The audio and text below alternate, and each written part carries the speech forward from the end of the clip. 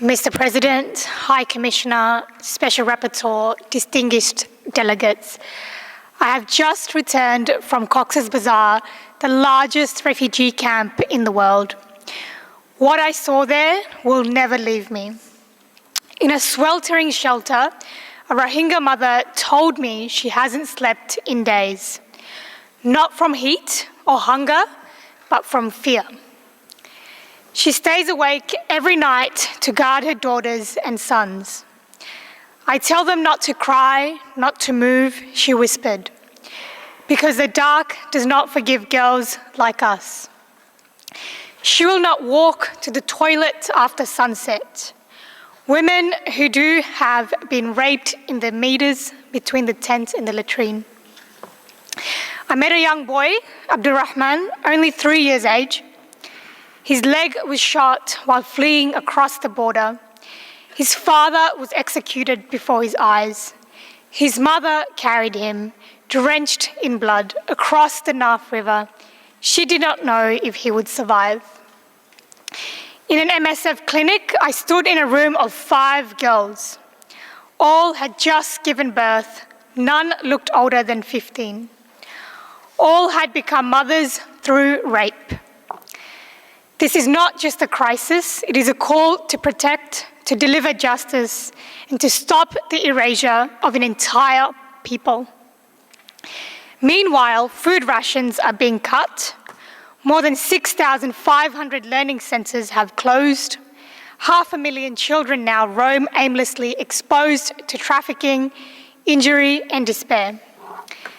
And in this climate of abandonment, a dangerous new pressure is building. Quiet cohesion to return to Myanmar. But return to what? According to the Special Rapporteur, Rakhine is still in a war zone. Rohingya civilians are being bombed, arrested, and disappeared. The High Commissioner's report is clear. Conditions for safe, dignified, voluntary return do not exist at all. Still, resettlement from the camp is nearly impossible, less than 1%. Legal protection is limited and aid is completely shrinking.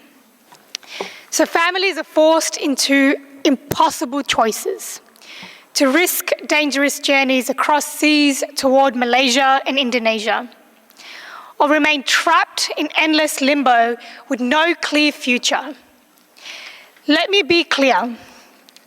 Return without rights is not a solution.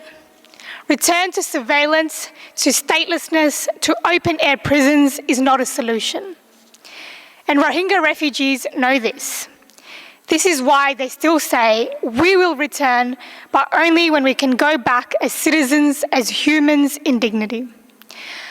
A future Myanmar that includes Rohingya is not optional, it is urgent. But we must be included from the start, not added later. We are not outsiders, we are Myanmar's people.